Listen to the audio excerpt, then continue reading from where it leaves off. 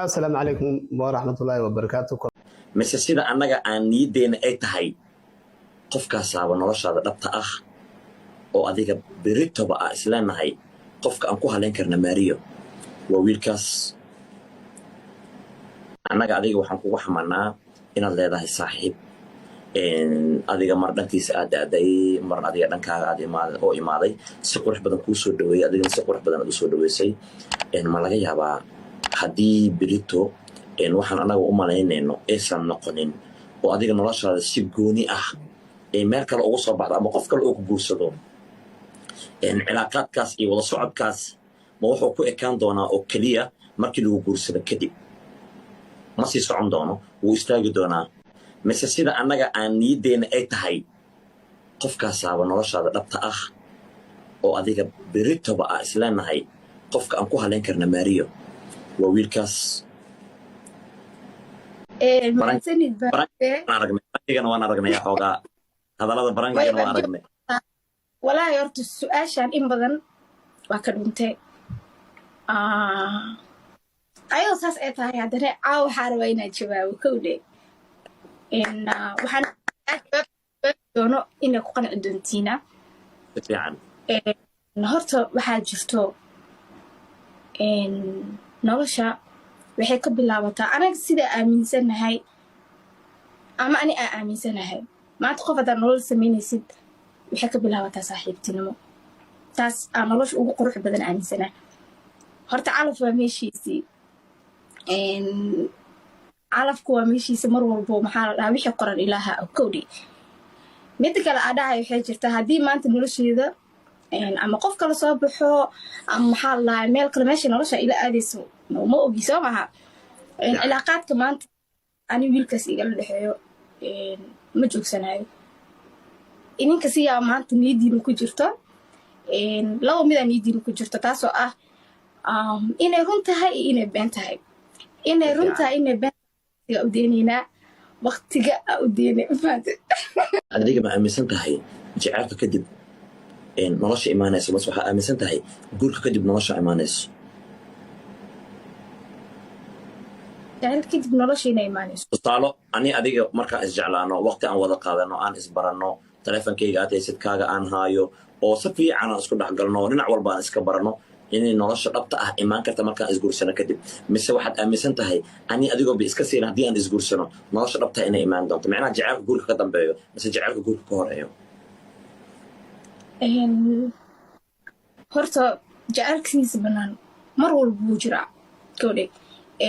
inkastoo inta badan soomaalideena aa dhahno guur kadib oo nolosha dhabta ay imaadaa laakiin mid kalena way jirtaa guurka ka hor waxaa jira jacayl waxaa jiro waxyaabo badan oo maxaa la dhahaa markaasiti inkastoo inta badan qofka markuu si dhab kuu jecelyaa dabeecadiisa runta oo ku tuso haddana waxaa jirto guur kadib dabeecado kaloo imaadaan dabcan maadaama qofkaaneti hal meel mawda joogtiin inta badan maxaa la dhahaa telefoonna kuwada xiriirtina laga yaaba haddaa is aragtiin xitaa dabeecadaha dhabta ah oo qofka gurigiisa ku joogo ma ahan miduu adigu ku tusaayo hadduu ku jecel yaana maba ku tusi karo ma fahamta dabeecadiisa dhabta ah soo guurka kadib nolosha dhabtaa imaado guur kadib jaceylka dhabtaa imaado guur kadib wax walba oo nolol ah ama jecel ku saabsan oo reality a imaado. adiga waxaad leedahay dabeecad aanu ku arkin dumarka kale waad qurux badan tahay jirkaaga wuu fiican yahay waad yar tahay dabeecadna waad leedahay intaas dumar isku haysato aad bay u yar tahay. waa mahadsan tahay kowdhe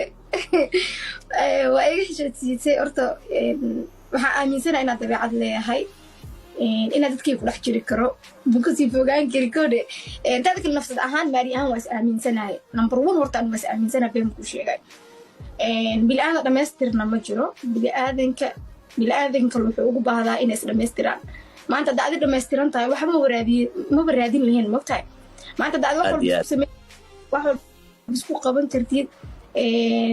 haddii maanta noloshaada kaafisid wax baratid shaqaysatid weli oolaada u baahantaha oolaadan adin isiin kartid waa inuu qof sabab oo noqda soo bili-aadanka way isdhamaystiraan koodhe been maan anaga soomaalideena inta badan saaxiibtinimada xoogaa naguma weyno runta hadii laga hadlo taasna waxaa u sabab dadka isku dhex jiro dadkii aa isku dhex jiro kuwa wanaagsan iyo kuwa aa wanaagsanin biniaadanka hal maraa la bartaa waxaa arkay qof in badan aa ka cararaysay qof in badan maxaa la dhahaye aad saaxiibtinimadiisa ha noqoto walaaltinimadiisa ha noqoto wax walba maanta dhankiisa aba lagu karinbo wanaag walba ma fahantay laakiin maalin haddee qoranta aad dareemi doontid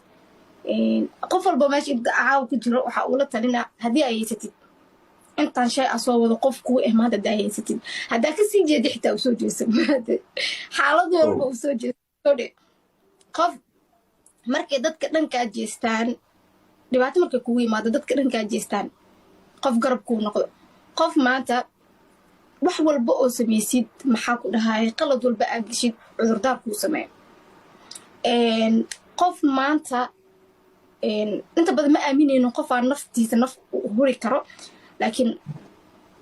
dareen ama calaamadooyin markaasayto qofkaan adhigi karta ilaa naftaada ee ogolaato aa aragtidna qofkaasa ka fogaanin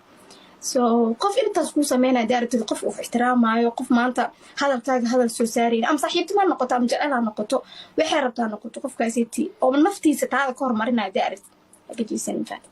usoo jeesta lama helo qof kula ooyo wallahi laakiin qof kula qoslo waa la helaa laakiin waad iigu gambatay inaad tahay gabar dhanka jecelka qabiir ku ah isma dhihinin intaan eraya ah ay isku xiriirinaysaa maariya laakiin caawa waxaan aragnaa inaad cashir la siinaysa cashir oo ah inaan ilaalino qalbiyada noo dhow iyo eraydaas macaan waan ka faa'iidnay tan rikoodinkan wuu duuban yahay waadna ku arki doontaa tiktoka weliba asagoo leegiisa 100 oo sii dhaafay maadaama adiga aad hadashay maariya ku xiise ma ii xiis